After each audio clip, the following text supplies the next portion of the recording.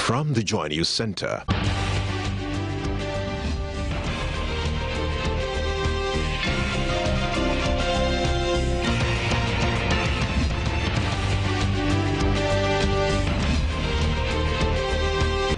This is News at 8.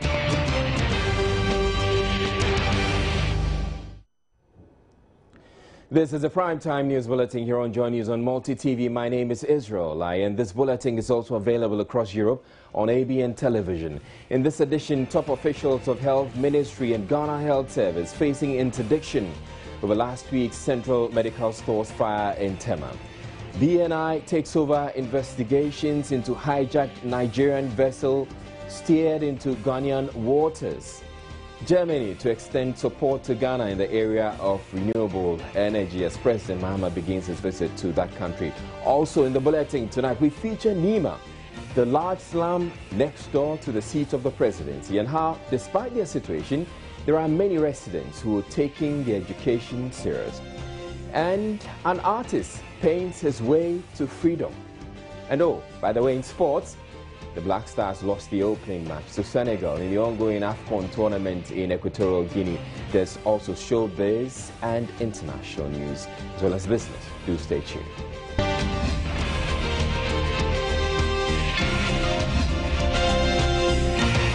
News at 8 with Israel Lai.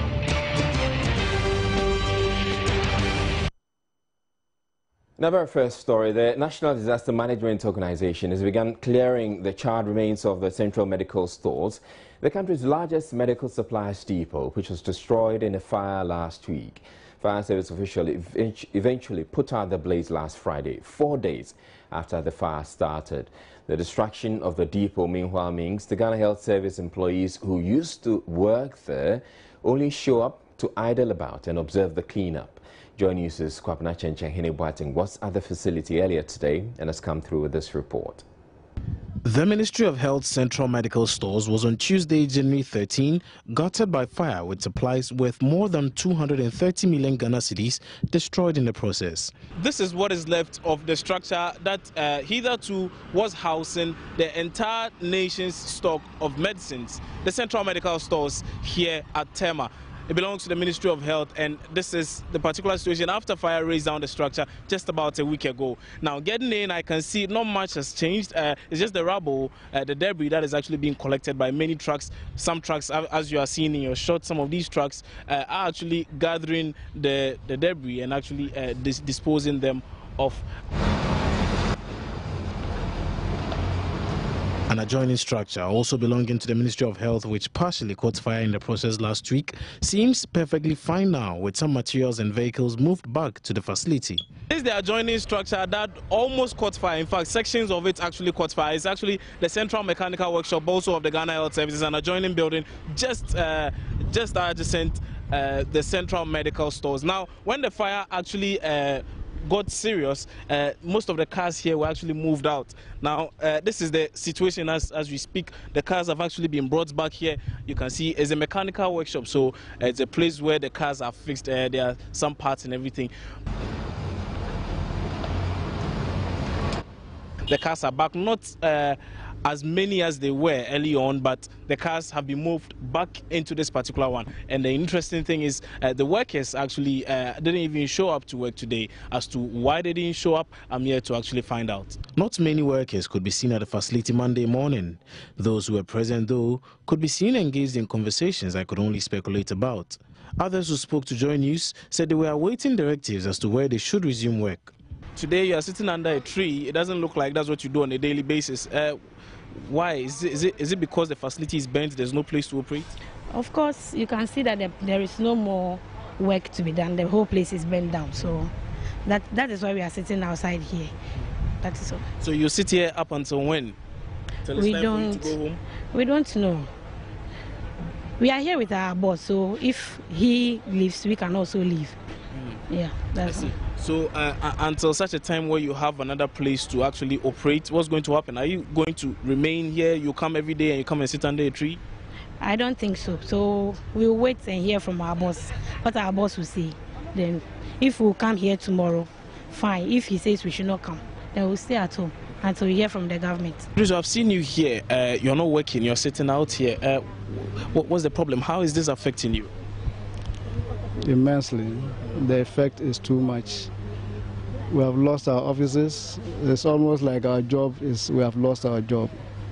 Because we come here and there's nothing to be done. You always see my staff sitting down, doing nothing. And that is a big blow to us. So what's the call? What would you want to be done? Should a temporary place be provided so you can work from there?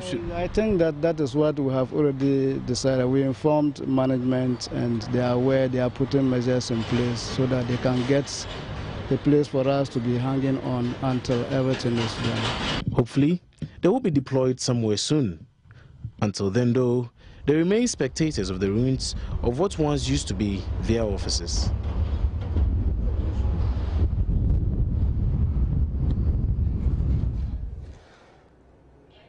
Meanwhile, a number of officials with the Ministry of Health and the Ghana Health Service are said to be facing interdiction over last week's fire that destroyed the central medical stores. Joy News sources indicate the Health Minister, Kweku Adjumah-Mensah, is set to make the announcement following preliminary investigations into the cause of the fire. The sources close to the ministry indicate that a number of top directors at the Ghana Health Service will be affected, with persons such as the Director of Procurement and Supply at the ministry, Samuel Boateng, Director of Supply, Stores and Drug Management at the Ghana Health Service, Dr. Kwesi Adai-Donko, and Acting Head of Stores at the Central Medical Stores, Abdul Karim Idrisu, cited. More names are expected in the coming days. In a report, the ministry is expected to release soon. In another development, the Chamber of Pharmacy Ghana has downplayed fears last week's fire at the country's largest medical supplies depot will lead to a hike in the prices of pharmaceutical products.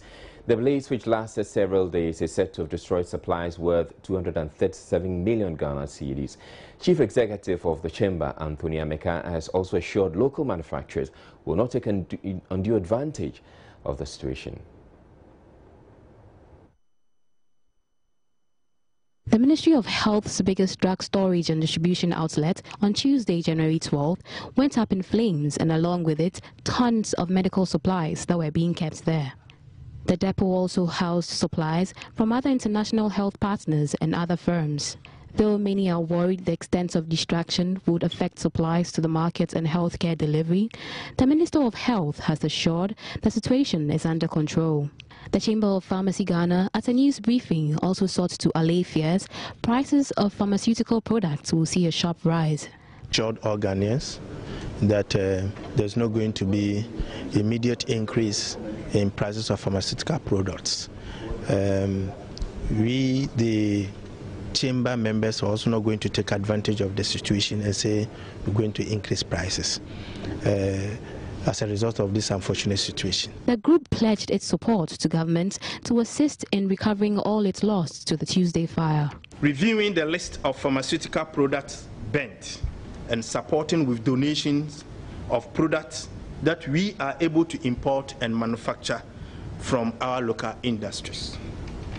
2, provision of warehousing space. We know 3,300 square meters of space has been burnt down. We will discuss with the Ministry of Health and see how our members can provide temporary space within our warehouses as the ministry tries to seek permanent solutions. 3, we in the private sector have acquired technical know-how in good manufacturing practices, which includes quality assurance measures in proper warehousing and supply chain management. We are willing and ready to share same and fully partner with ministry to prevent any potential future fire incidents. There are hopes some of Ghana's neighbors will also chip in with donations to raise the stock level. The chamber has meanwhile cautioned government to beware of the influx of fake drugs into the country. The Bureau of National Investigations has taken over investigations into how a ship hijacked in Nigeria found its way into Ghana's territorial waters. 8 suspected Nigerian high sea robbers were arrested last Saturday by the Eastern Naval Command of the Ghana Navy in Tema for hijacking the fuel vessel. The suspects were arrested by the Ghana Navy upon a tip-off as they made their way through the country's territorial waters. East Naval Commander Commodore Steve Dabo told Joy News the suspects will most likely face piracy charges. Meanwhile, the Minister of Transport, Jifa Ativo, has commended the Ghana Navy for the weekend's arrest of some persons said to have hijacked a fuel vessel in Nigeria. She commended them when she inaugurated a 13-man board for the Ghana Maritime Authority on Monday. The new board, inaugurated by the Ministry of Transport, is expected to work and manage the affairs of the Ghana Maritime Authority. The Ghana Maritime Authority was established by the Maritime Authority Act 2002, Act 630, and charged with the responsibility of monitoring, regulating and coordinating activities in the maritime industry. The newly inaugurated board is also expected to respond to the dynamics of development in the maritime sector. Speaking to the sector, Minister Jifa Ativo explains why there was a need for the new board. It's a procedure that we've gone through. Every institution is run by a board of directors. The GMA board, their tenure expired a few months ago, and this is the reconstituted board, and there's a need for us to inaugurate the board on behalf of His Excellency the President, to give them the mandate to start work. Touching on the busted Nigerian pirates, Mrs. Ativo commended the Ghana Navy for good work done. I think that's very, very, very good of a country like Ghana. It means that we have the full authority over the maritime sector. Ghana Navy has been equipped, and I'm sure that's why they've been able to do what they did yesterday. If they didn't have the logistics, they would not have been able to even track and arrest the pirates. Honorable Felix Chumasi, a director of the newly inaugurated board, promised hard work from his team. Expect hard work and dedication. We will need to work very hard to justify the President's confidence and the trust he reposed in us, and that's what you expect from us. Meanwhile, the minister has cautioned the board to not under any circumstance deal with other authorities above the ministry without due consultation. Elsewhere, Transport Minister Jifa Ativo has called on staff of public transporter, the Metro Mass Transit Company, to set aside their political coloration and work in the interests of the organization. She said this at the introduction of a new acting managing director to the staff. Brigadier General Ishmael Benkwate, on his part, promised to make the most of his tenure. Workers of the public transporter, Metro Mass Transit Company, embarked on a strike last week to demand the resignation of the deputy managing director and the board chairman. Though it lasted just a few hours, the strike disrupted the company's operations and left in its wake many distressed patrons, including school children and traders. Just before the week ended, President Mahama announced the dissolution of the MMT board and the suspension of the managing director and his deputy, whilst investigations were carried out. The sector minister, who intervened in the workers' strike, was again at the company premises to introduce the acting managing director. You are aware that your MD and the DMD, apart from the dissolution of the board, have also been asked to step aside whilst we conduct independent investigations into the operations of Metro Mass, which will include the contents of your petition. So please, let's exercise patience for that process to be completed. Meanwhile, you cannot stay here, or you cannot continue with your work fatherless. You cannot be fatherless children. So an interim father has been given you in the person of Brigadier General I.B. Kwate, retired. He's here with me. The acting managing director, Brigadier General Ishmael Benkwate, called on the staff of the company to rally behind him to make the company the best in the country. I am here in an acting capacity. Nobody knows how long this investigation is going to take. We will all hope that it will be finished soon. But then I'm coming with a vision to transform the operations of this company. In transforming the operations of this company, we need to look at efficiency. We need to look at reliability. We need to look at affordability, and then make sure that we make MMTL the safest transport organization in Ghana. Meanwhile, the committee set to investigate the allegations of malfeasance is expected to come out with its findings on January 27, 2015. And we have more stories coming up after the break. Germany has agreed to support Ghana in the area of renewable energy as part of efforts to augment the country's energy needs. The announcement was made at a joint news conference addressed by President John Dramani Mahama and German Chancellor Angela Merkel at the end of a bilateral meeting held at the German Chancellery. The German Chancellor also touched on the activities of Boko Haram, the Ebola outbreak, and the economic partnership agreement between ECOWAS and the EU. We want to see increased assistance is from Germany's experience in technical and vocational education. Ghana is a low middle income country progressing into middle income, and we're seeing a strong demand for skilled professionals in terms of technical experience, and so we want to see how vocational training and technical training can be strengthened in order that we're able to produce more middle. We also cooperate closely in the economic sphere, but more can be done here. We had an exchange of views as regards that today. For Ghana, it is providing electricity and electricity supply is of the greatest importance. And we have been talking about Germany making a contribution towards developing renewable energies. The President placed great value on stressing the need for vocational education and training, and we would like to make a contribution towards that. We believe this to be important if one is to want to support the young people. And we are aware of the fact that university degrees are highly valued in Ghana too, but we are aware of the fact that there is also a need to provide labor and work for the young people in the field of crafts. I am very much in favor of expanding the cooperation of German companies with Ghanaian companies. Development cooperation increasingly also for a lower medium income country like Ghana, the economic cooperation with German businesses becomes ever more important.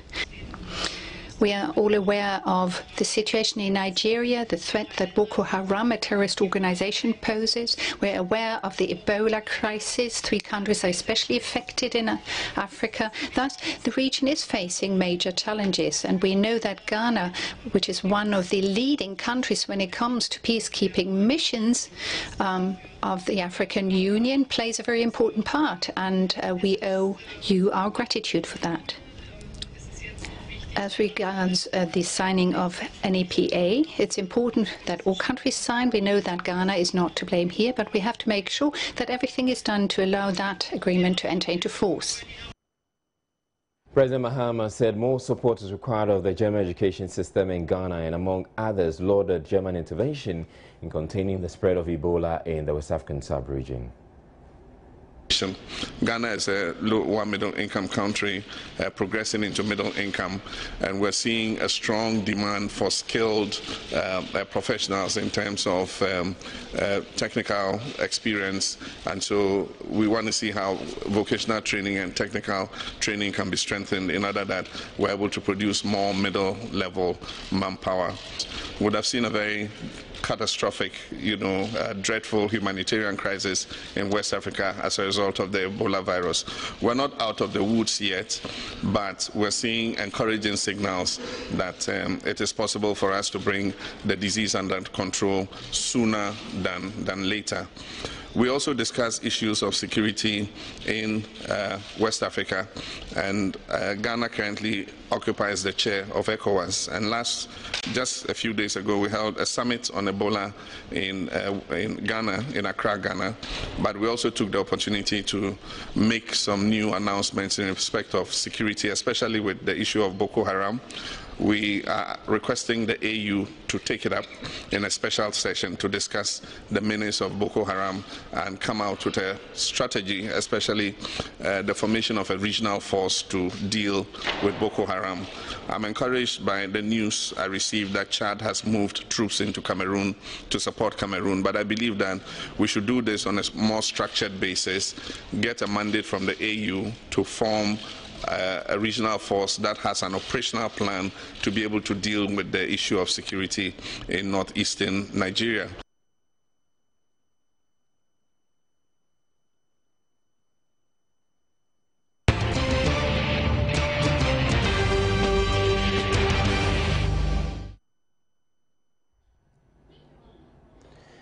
President Mahama had earlier held discussions with the federal president of Germany, Joachim Hack. He was accompanied to the meetings by Foreign Minister Hannah Tete, Communications Minister Dr. Edward Omaniboama, Education Minister Professor Nana Jenu-Poku-Agyeman, and Ghana's Ambassador to Germany, Ekwa Sana Dansua. Now, Vice President Kwesi Bekwemi-Sarah has held discussions with the Special Envoy from Iran on adopting an implementation plan for bilateral cooperation between the two countries. The meeting, held at the Flagstaff House, is a follow-up to a visit of the former Iranian President Mahmoud Ahmadinejad to Ghana in 2013. In the brief meeting, Vice President Emisa Arthur expressed hope that both countries will explore available avenues of deepening relations between the two countries, and many more investments will come through from the Islamic Republic of Iran.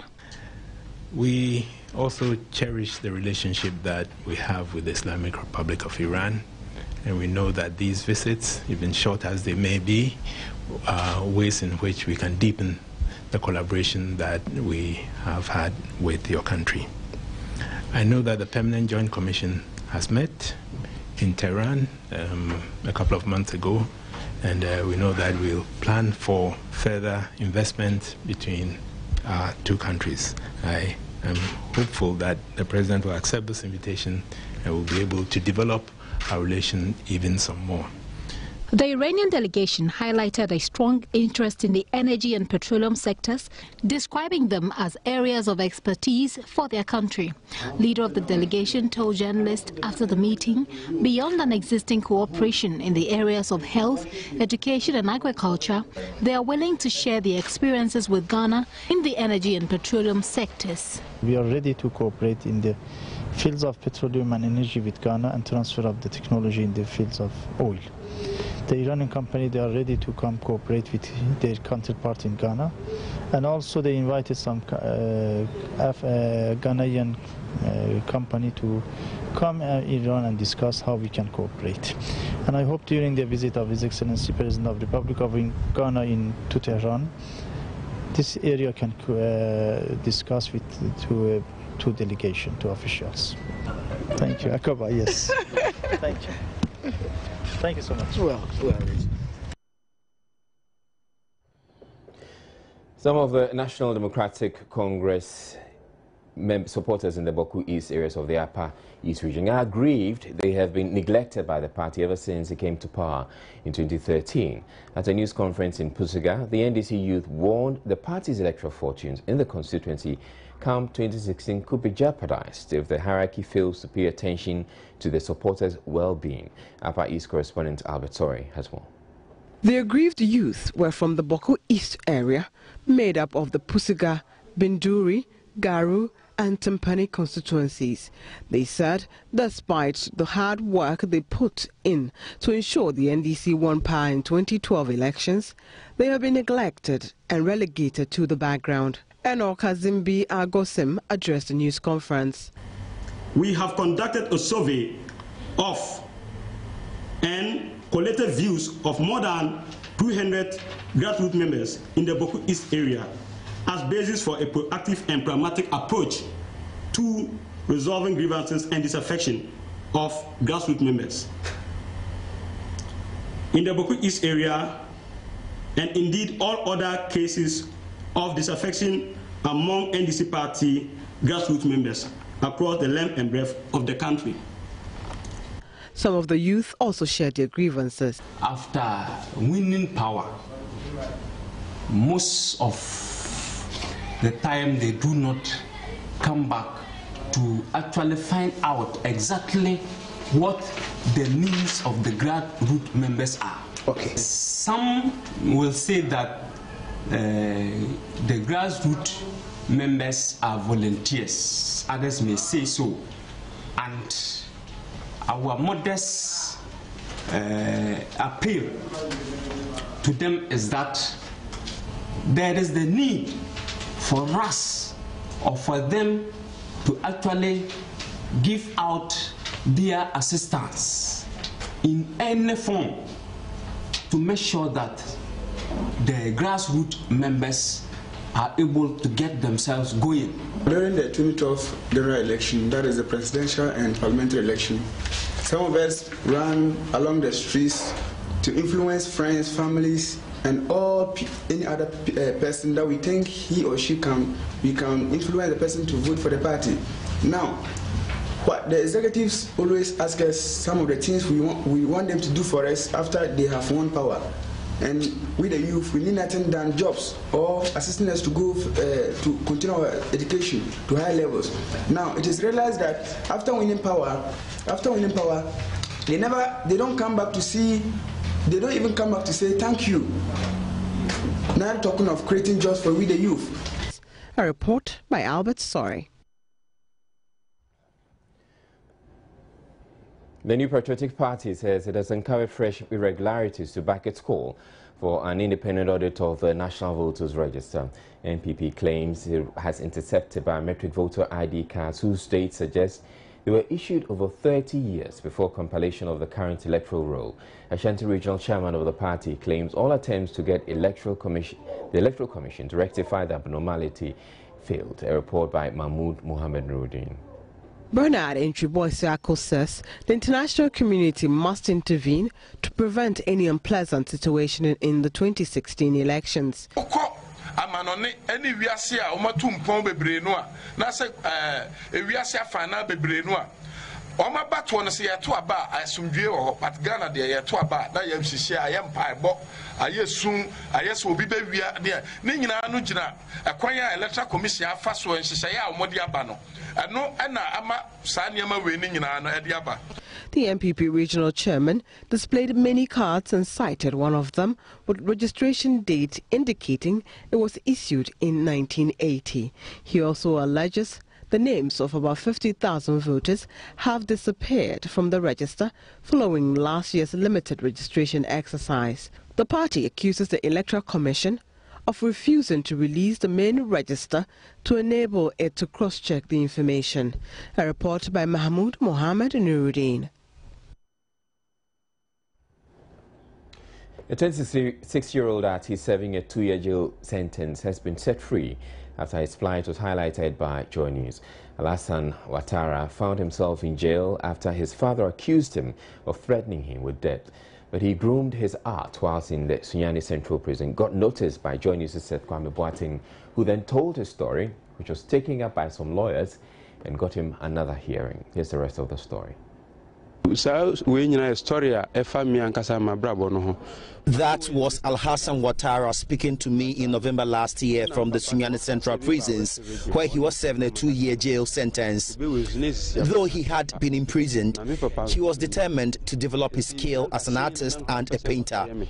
Alhassan was fortunate to have the support of prison officers in the Sunyani prisons. They were seeing to it that his talent was not destroyed. He was allowed access to equipment so he could practice even in jail. Alhassan comes from Sampa, a town in the Brong-Ahafo region on the border with Cote d'Ivoire. No one ever taught him how to draw and paint, yet some of his paintings I saw are as good as anything I have seen internationally.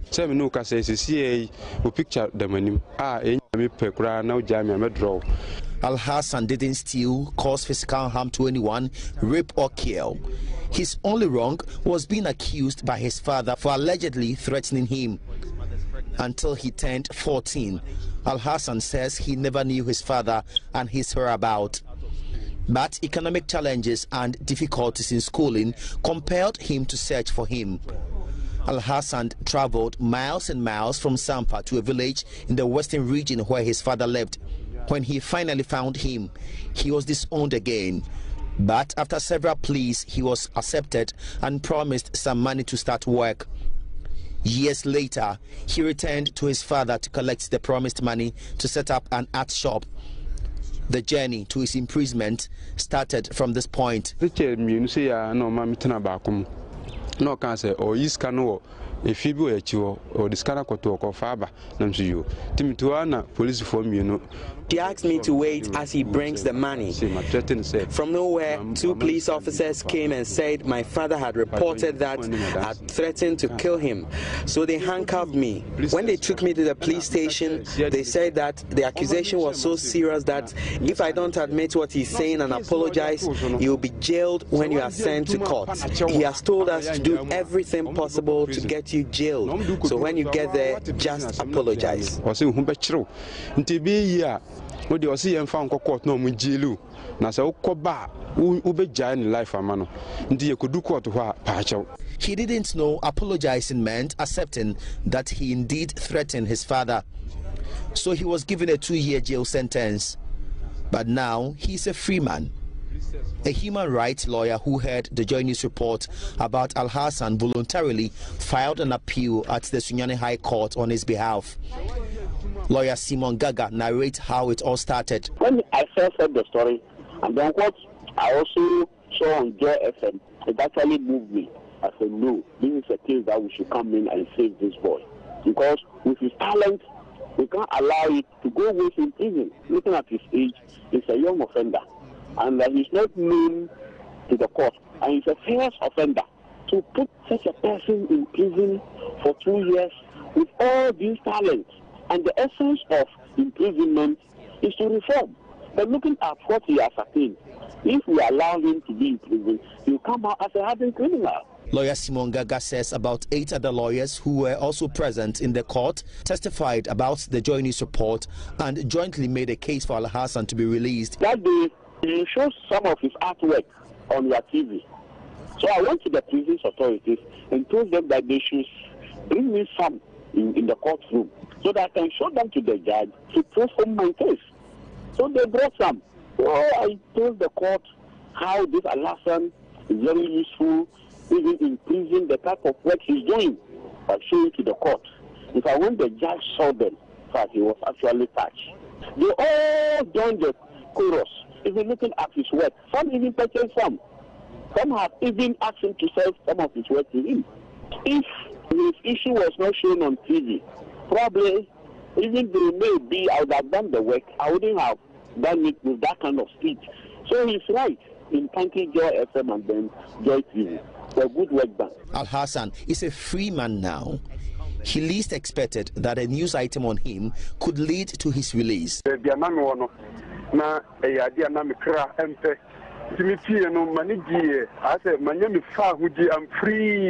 free.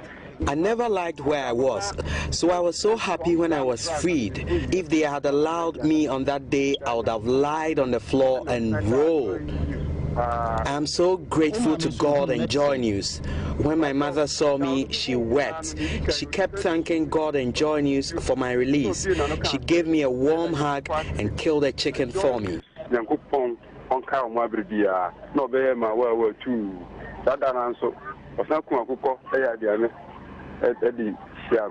Al-Hassan wishes he could get help to set up his own shop and get tools to continue his art. He says at least this could help him take care of his sick mother. Seth Kwame Boateng for Joy News. And we wish Al-Hassan all the best. Up next, we bring you business news. Business News is brought to you by... To bring you updates in the world of business, we'll start with some investment story. And Chief Executive of the Ghana Investment Promotion Center, GIPC, Mawina Trevor, says there's been a sustained interest in doing business in Ghana in spite of the country's economic difficulties. Now, the challenges, he said, presents a good opportunity for businesses to invest in the country.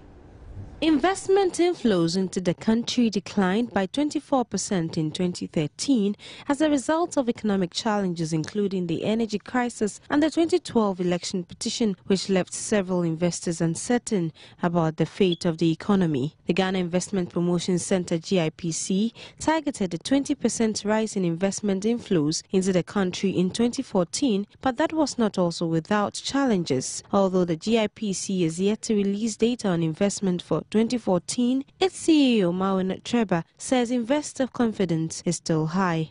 We recognize that the business community did certainly go through quite a lot. There were quite a number of challenges with access to utilities. There were issues just in terms of fiscal stability so that they can take informed decisions about investing. But really, in the medium to long term, there's clearly been a sustained trend in interest in investing in Ghana. The strategic investment opportunities that will close our ease of doing business gaps. I'm very proud to say that that intervention is what has culminated in our recent #1 positioning by the World Bank report on ease of doing business. So within the sub-region, we're #1 for ease of doing business. I think that if you put it in the context of the service provisions that we're making available, not just to the international investor, but also to the domestic business community, that trend will sustain itself going into 2015. Optimistic about increased investments this year, Mawin Treba called for businesses to turn the current challenges into opportunities. As a country, it's really important for us to start to shift our position. It's very easy to identify all the challenges, but what next? How do we take those challenges and turn them into opportunities? Is our situation really that terrible? Is it so grievous that absolutely nothing can be done? And I think that's why it's important for us as an investment promotion center to remind the Ghanaian business community that those opportunities still do remain if we allow all of the challenges to override our desire to improve our country. Then we may as well all fold up and go home. Meanwhile, the GIPC is working at opening up its stores to create more awareness about the services it can offer to both local and foreign investors. Away from investments to the agri sector, Deputy Minister of Food and Agriculture in charge of livestock, Dr. Hannah Bisu, has debunked reports of a ban on poultry imports. She explains that what exists is rather a poultry and livestock import policy that permits importers to bring into the country only 100 tons each of livestock and poultry products every 3 months. There is a policy in place where every importer is required to purchase 40% of whatever quantities of poultry products you want to bring into the country. If it's still in force, yes, it's still in force. We've not banned, the importation of, poultry or frozen meat or dairy products into the country, but they are being strictly regulated, and so the thing is, you either purchase the 40% of the local product or an import, or you decide not to import. There are 2 options, and it's intended to revamp, the poultry industry in our country. We do spend so much as a people, every year in importing these products to our country. And then in so doing, we'll be exporting so much employment out of our country to other countries. And when I talk about employment, we shouldn't just look at the bread on the farm. We should start looking at the maize farmer. We should start looking at the soya bean farmer. We should start looking at the feed mills. We should start looking at the hatcheries, because we do have hatcheries. That's some few years back when our poultry industry was doing well. They were producing so much, and we're even exporting the chicks to neighboring countries. Okay, then you come to the proper farm. The job creation that it gives to us on our farms. Then let's move away from our farms, and then you go to the processing plants, the jobs that we create. So when you spend as a country about $270 million a year in bringing this very product that we could produce in our country into our country, in essence, in effect, you are exporting employment, jobs. You can put it anyway. Okay. But with all that, why are we not banning the importation of these products outright? Why are we giving a certain quota? No, because you see, if the poultry industry were to be a human being, I can tell you that it would have been in a comatose state in an intensive care with all the various machines on it. And such a person, you will not bring the person out of immediately. Probably they get conscious, you take off the oxygen. You cannot put them on the street to walk. You can't put them even to go through certain things. You have to they have to go through some sort of rehabilitation. You have to train them. I mean, go through exercise. Sometimes they will ask you, do you know this? You have to go through a certain process. I'm putting it in this very simple way so that we just understand it, that we cannot just get up and run. Dr. Hannah Bisu there. Now, government says it is to resume hedging of the country's crude oil imports and exports. It's also looking at how the state can get more revenue by reviewing the current laws covering earnings from crude exports and pricing formula for fuel. Finance Minister Seth Terkper, who disclosed this to Joy Business, indicated that such will absorb the economy from the expected shocks from declining crude prices. He noted that it was incumbent on government to do a major review of the oil sector because this is the first time the country is experiencing a decline in crude price since Ghana started producing oil.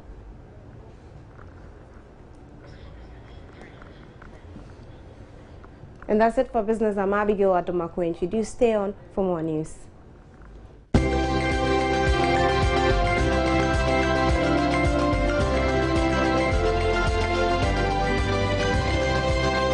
Business News was.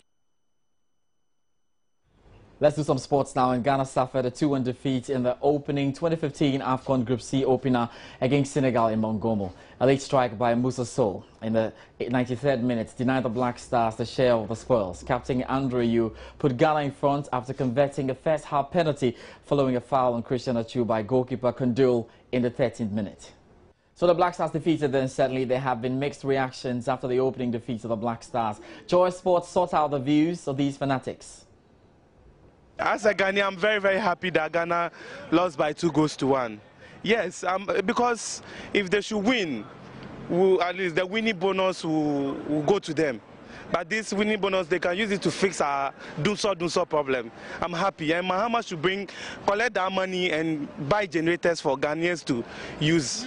I think the Senegalese, Omasa, they should have scored us more than 5 goals. Because right from the referee's whistle, Ghana has not been impressive. The Senegalese has possessed the ball and they are playing half-back. Serious, I'm disappointed. It was normal, but I was sad after the game. Why were you sad? Oh, they shouldn't have scored us. We were playing, but the goal was not coming. If you had a chance to make a change in the team, which players would you have taken out? Oh, Jordan Ayew. Why? Jordan. He was not creating a chance. He was not forcing for us at all. No, I'm not disappointed. It's a game. Surely one team will lose and one team will win. But do you think they could have performed better? Well, but I think most of the players doesn't see Asamoah Gyan and Kojo Asamoah in the game. So all the team, they have style of them, how they play their game, but it's like they've all tried their best. I'm disappointed. Why? Because Ghanaians didn't tip Senegal to beat us. We thought we were higher than Senegal, but they proved to us that they are much better. So next time we have to train and pick up. Do you think we could qualify from the group? It will be difficult. All right, and in the other game in Group B as well, Algeria have defeated South Africa by 3-1. A bit surprising because South Africa went ahead with the goal, but a naughty own goal by themselves. That actually have ended this for them. So it's Algeria 3, South Africa 1. That's what the group is looking like. If Ghana loses the next game, then Ghana will be out of the African Cup of Nations. That'll be all for sports tonight. Israel will join us with some more.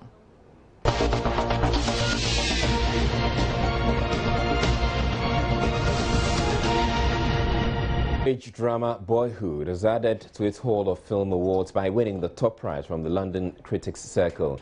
It was named Film of the Year, while Richard Linklater won Best Director and Patricia Arquette Best Supporting Actress. We all for showbiz.